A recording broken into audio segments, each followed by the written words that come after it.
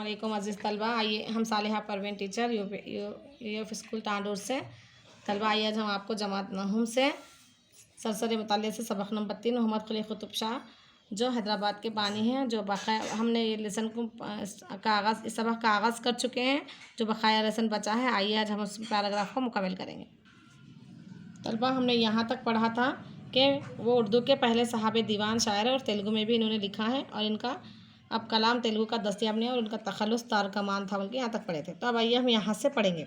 मोहम्मद कुली एक मुहब्बे वतन और क़ौम परस्त शायर था। इसको दक्कन के ज़र्रे ज़र्रे से मोहब्बत थी। इसकी शायरी में हिंदुस्तानी तहज़ीब और माशरत की भरपूर अक्कासी मिलती है। उसने यहाँ के मौसम और रस्म रिवाज पर खूबसूरत नज़में लिखी है। देखो मोहम्मद कुली कुतुब शाह कैसा बादशाह था। मोहब्बे वतन है कि वतन से मोहब्बत थी उसको, इसलिए उसके ज़र्रे ज़र्रे में दक्कन के ज़र्रे ज़र्रे से उसको मोहब्बत थी। दक्कन यानी कि हैदराबाद की तरफ को आता है। फिर वो क्या करा मालूम है, ज़र्रे ज़र्रे से मोहब्बत थी और इसकी शायरी में हिंदुस्तान की तहज़ीब और माशरत की भरपूर अक्कासी की।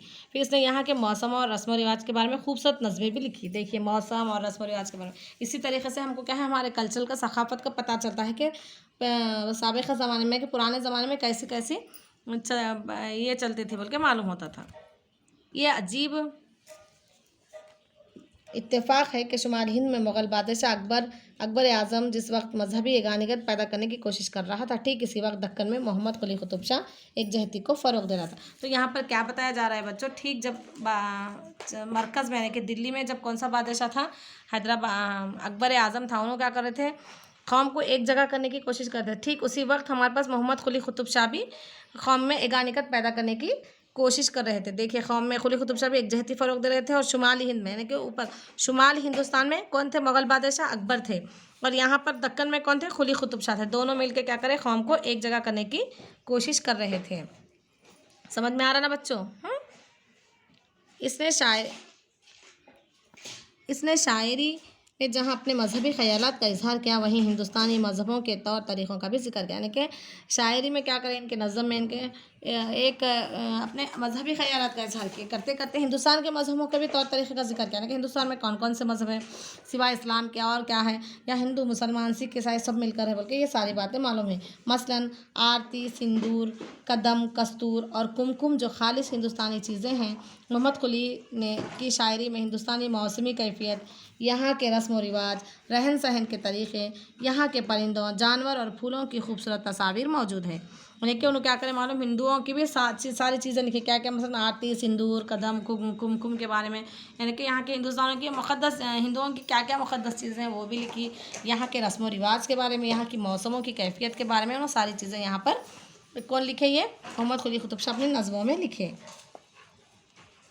यहाँ के परिंदों, जानवरों और फूलों की खूबसूरत तस्वीर मौजूद है। यानी कि वहाँ के परिंदे जब कैसे थे, परिंदे, जानवर और उन के तस्वीर, खूबसूरत तस्वीरें मौजूद हैं। वो ईरान के परिंदों के बजाय खंजन, शामिया, कोयल, चकोर, ममूले, मोर, हंस, पपीहा, यहाँ तक के जुगनू, कौवे, मेंढक, बीरबा बोटी का भी जिक्र करता है। यानी कि इनकी शायरी में देखिए ज़र्रे ज़र्रे की इन्होंने यहाँ की बातों को लिया है। यानी कि बीरबा बोटी तक को भी नहीं छोड़ा, इन्होंने सब चीज़ों को ले लिया। फिर हिंदुस्तानी औरतें और मर्द पान के शौकीन होते हैं। ईद, जश्न और शादी के मौके पर पान के बीड़े तकसीम किए जाते हैं। मोहम्मद कुली ने पान खाकर होठों को सुर्ख बनाने की बात भी कही है। देखो पान खाने का रिवाज भी था जब, ये भी उन्होंने वहाँ पर बताया है। फिर वसंत हिंदुस्तान का एक त्यौहार है जिसमें बाहर की आमद का इस्तकबाल होता है। वसंत जो है ना, इसमें क्या है, बारिश के आने का मौसम, बाहर यानी कि बारिश का शुरुआत होती है, उसको वसंत बोलते हैं। ये हिंदुस्तान का एक त्यौहार है जिसमें बाहर की आमद का इस्तकबाल किया जाता है। मिरग बारिश के आगाज़ को कहते हैं। ये खालिश हिंदुस्तानी त्यौहार है। मोहम्मद कुली ने इस मौज़ू पर भी बड़े अच्छे शेर कहे हैं। खेल तमाशों का भी जहाँ जिक्र किया है, वहाँ हिंदुस्तानी खेल ही पेश किए हैं। बाजीगर, नट, साज बजाने वाले, कोलनत खेलने वाले, नाटक खेलने वाले, इन तमाम का जिक्र किया है। मोहम्मद कुली शिया मज़हब का पैरवी था, लेकिन कुतुब शाही सलातीन बड़े वसीउ नज़र और कुशादा क़ल्ब थे। कुतुब शाही बादशाहों का इम्तियाज़ है कि इनमें किसी किस्म की मजहबी तंग नज़री नहीं थी। देखिए वो एक शिया बादशाह, शिया मज़हब का पैरवी था, लेकिन अल्लाह वसीउ नज़र थे, कुशादा क़ल्ब रखते थे। वो कुतुब शाही बादशाह जो इम्तियाज़ में, इनमें किसी किस्म के मजहबी तंग नज़री मौजूद नहीं थी, यानी कि कोई भी मज़हब को ये लोग मानते थे। तो इसी के साथ मैं आपको आज घर का काम देती हूँ बच्चों। आइए तलबा, मैं आपको आज घर के काम में तवील जवाब से, ये घर का काम है आपका, इसमें से आपको सवाल नंबर 1 मोहम्मद कुली कुतुब शाह की शायरी में कौन कौन से मज़ामीन मिलते हैं, लिखिए। ये सवाल आप मुझे कर लिख कर सेंड कीजिए। इसी के साथ मैं अपना वीडियो मुकम्मल करती हूँ। जज़ाकल्लाह खैर।